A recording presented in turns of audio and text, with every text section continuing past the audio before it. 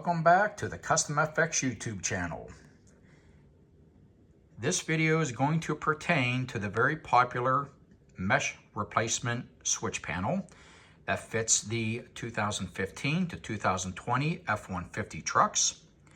This also is going to be for vehicles only with a power rear slider and also vehicles without the interior motion sensors. Very popular switch panel. This is the original one, which works out very, very nice. Modifications are always going to be necessary for either one you're going to want to choose with. They're minor, but we have a video that we did on this. I'll put the link of that one back down in the description below.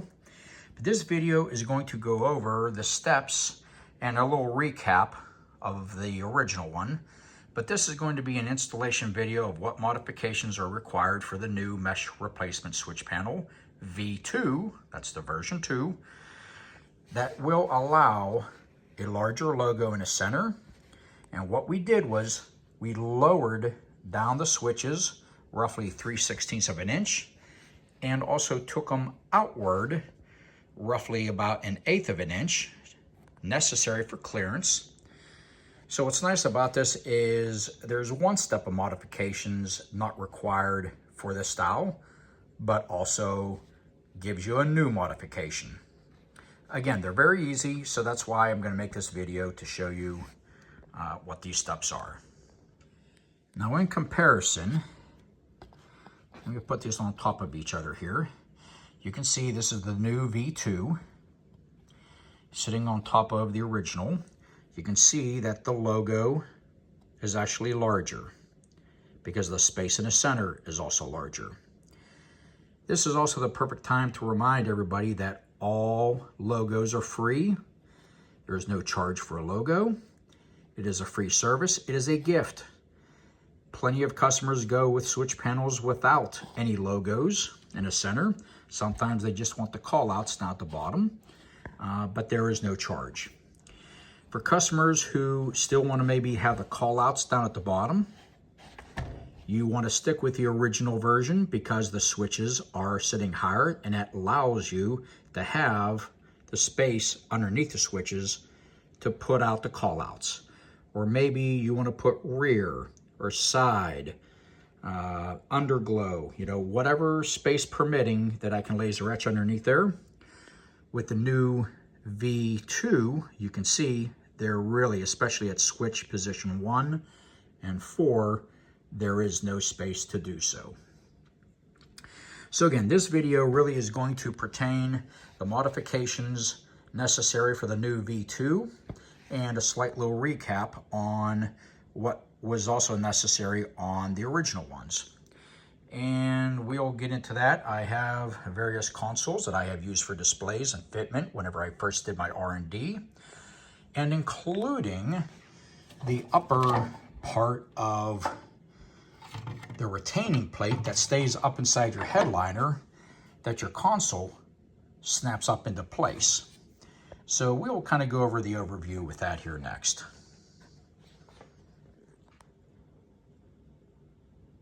So this part of the video, we're going to be showing you the original version here. And of course, you want to remove your console out from the retaining plate. Again, use your plastic pry tools. You can use your finger sometimes, but you can see there's retaining clips here, here, here, here, and also 2 in the back. Also take note, your front ones are basically vertical, looking like this, and then your middle 2 and your rear 2 are actually horizontal. And what they do is they snap inside areas of your console here. And again, this piece normally will be staying up inside your headliner area. You can see there's some kind of glue affixing it to it. I think these pads actually stick to the headliner, or I'm sorry, to the roof line itself. But we'll get into this part here in a minute. But we will get into the modifications necessary for putting these switch panels inside your console that is power rear slider equipped. This is your power rear slider OEM switch. Looks like it's actually centered. It actually is not. It actually sits off to the left as we're looking at it from this direction. So it's a little bit tighter here than there. So it's not really centered as far as the switch housing itself, but you can see why it's centered here, but this whole mechanism is slightly off to the left.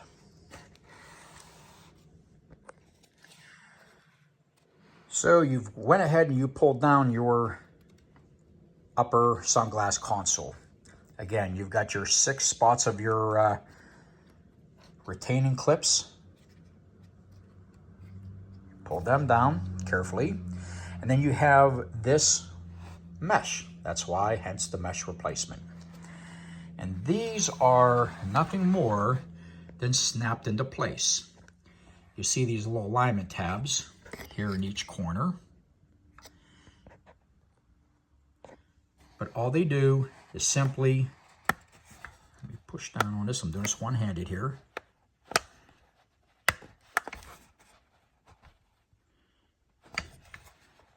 These pull up.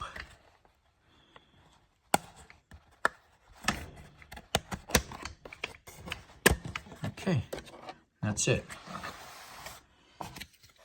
That piece now comes out. This is what you're going to be looking at. And then what you do is you would cut this off flush, the IHI. Again, this information is in the same video that, it, again, is down in the description, showing how to do the original version into it. But once you cut those off flush,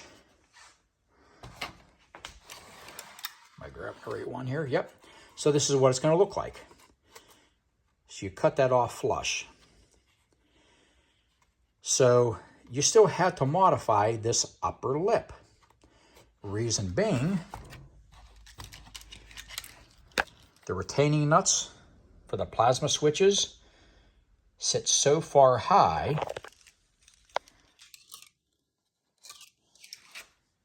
that it interfered with this lip.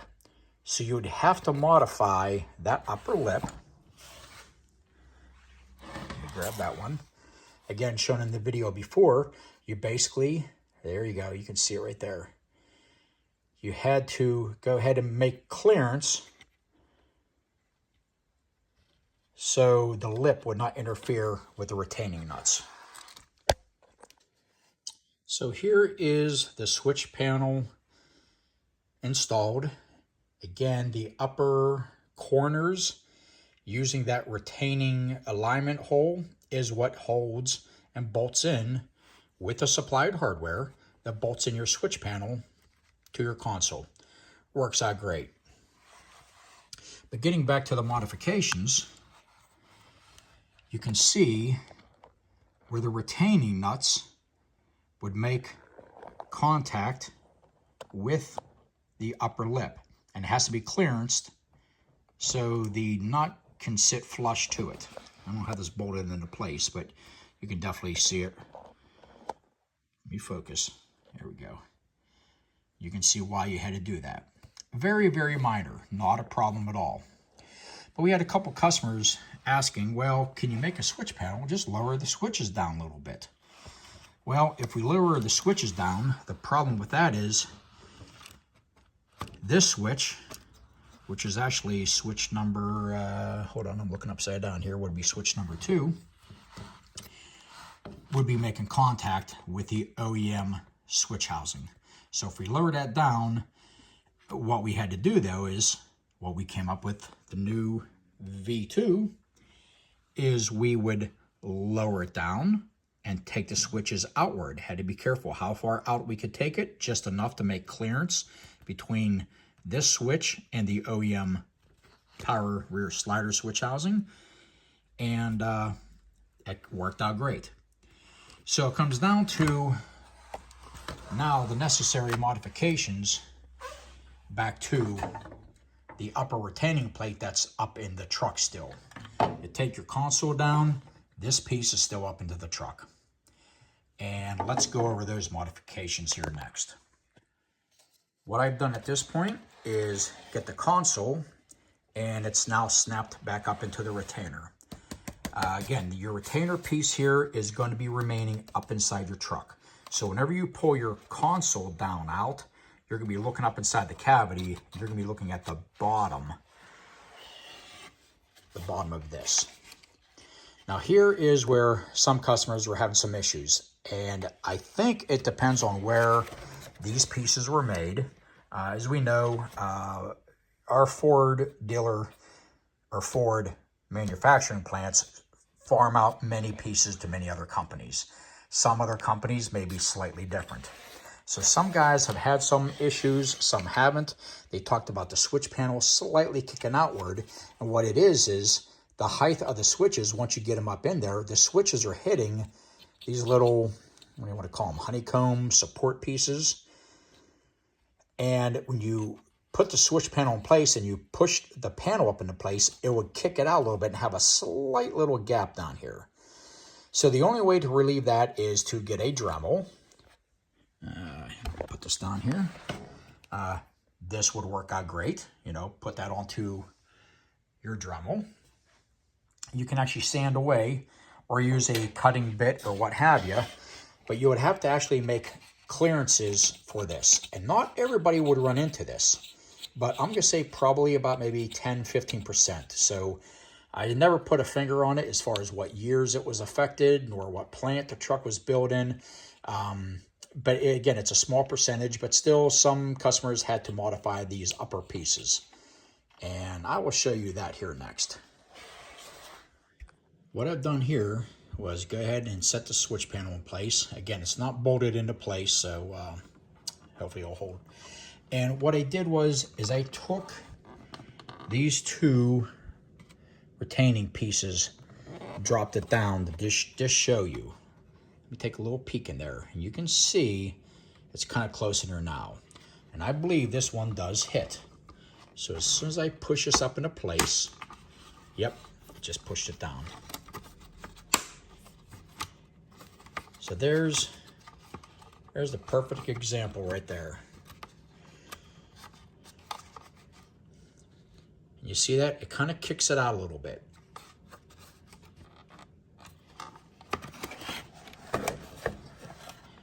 See if I can get in there with a light. There we go.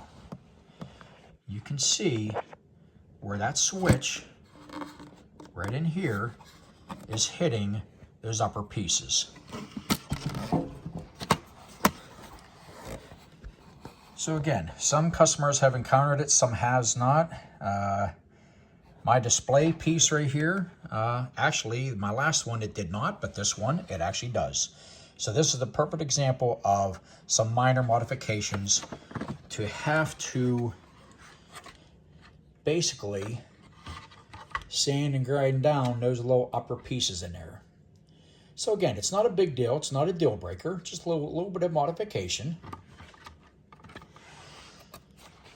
But what we've come up with, getting back to the new V2, this is now going to relieve that problem. It should not interfere now because it has dropped down. But with these coming outward, they're going to interfere with half of the upper retaining. So again, this part of the install is going to be showing those steps, and I'm going to make a separate video just pertaining to the new V2 install. But this is going to be showing both of them, both the original and the V2, and the reasons why they have to be modified. Now, in this case here with the V2, here again is one of the consoles where I took out the IHI piece, cut off flush. Remember, from this, you just cut those off flush. But what's nice about this is you don't have to trim this upper lip. And since we took the switches outward, They're close, but will not make contact with your OEM rear switch slider there. So at this point, we are going to show you with installing the V2 into this without modifying the lip. And then we will show you the small modification necessary in the upper retaining piece. Unfortunately, modification is still necessary. It's small. Again, not a deal breaker, guys. But it's actually going to be a nice little add-on and give you a choice between two different style switches depending on what you want to do. And I will show you the fitment on the switch panel into here and in relation to the console and the retaining plate. At this time, we will grab our new V2. I already have partially set in place the console with the lip unmodified. Again, you just take that IHI, cut that flush off the lips. Real easy to do. And we're going to show you what you're going to need to modify with this. Instead of these pieces need to be ground down for clearance of the housing, since the switches sit down a little bit lower, they now make contact with half of the front retainer. Now, no fear. Again, your best friend is going to be a Dremel with a little cutoff wheel, and you're simply going to be cutting into the plastic on this side and that side to allow switch number 1 and switch number 4 to have the clearance. Because if not, you cannot push this up into place. They are making contact right there. So you have to, unfortunately, still make some modification to that retainer plate or the retainer piece that the console snaps up into. But you can see right here, as I'm trying to push up, you can see right here on each switch on number 1 and number 4 where it is going to be making contact. So we will show you very easily what to do to clearance that out here next. So this part of the video, we're going to pretend that you had your console, you made your modifications of taking your IHI pieces out from underneath there, that it will be allowing all your wiring harness to fit behind there. So at that point, you can go ahead and bolt it into place. You feed your wiring through it, put your bolts in, and then you're going to go ahead and set your console up inside your retaining piece. This piece, again, is up inside your headliner. But you're going to now realize it won't go up in. So unfortunately, modifications are still required. It's a little bit less and a little bit easier, but you can see right there on switch 1 where it is making contact, where the retainer, this retainer fits up inside, and also same thing with switch number 4. So it's very minor. I'm going to go ahead and pull this back down, and I'm going to go ahead and get a paint marker and show you where you need to cut and give you the clearance where it's needed.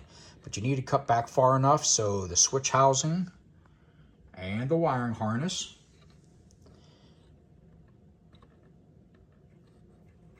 cannot make contact.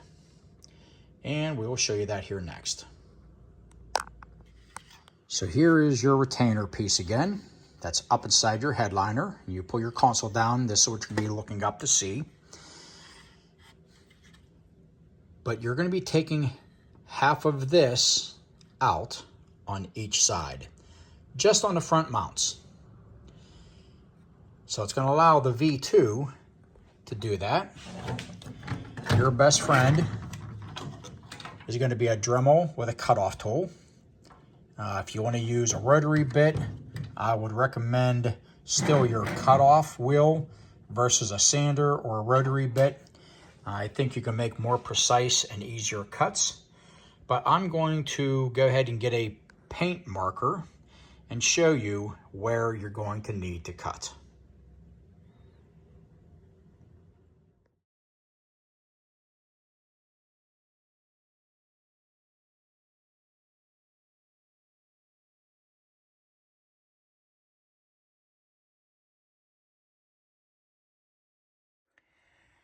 At this point,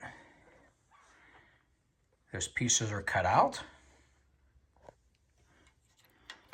Just a word of caution, always wear safety glasses. Now, you don't want to have these little burrs getting in your eye. But once you cut through, there's little pieces. Of course, these are the scrap pieces, but you can see me just taking them off here just right now.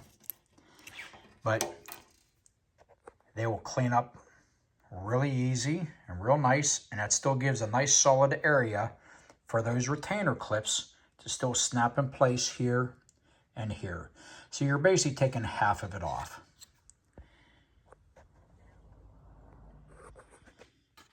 So at this point, I don't have the upper piece snapped in, the rear ones are, but this is going to show you, you can see where this has now been cut out, and the same thing with this. And what's nice about the V2 is it may still be close. You should not have to worry about filing or sanding any of these pieces down because it's lower down. This one, I just did a dry run. It comes close, but it does not hit it. Let me grab it here. I'm going to set this straight down into place. Again, I'm doing this one-handed and it's not bolted into place. Let me spread this open a little bit. You can see now you have clearance between number 4 and clearance between switch number 1 with no issues. You may not even want to take half of it off. Maybe you only take a quarter of it out. But let's snap this up into place here now. Okay. Fully snap into place. You can see the retainers there are in place. Both sides.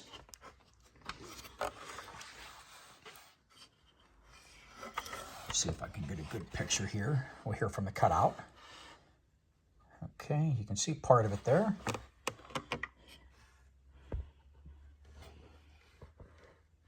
Yeah, it works out good. No issues at all. And what's nice about that is switch number 2, come on, focus, is away from that OEM switch housing. So no clearance issues there at all either.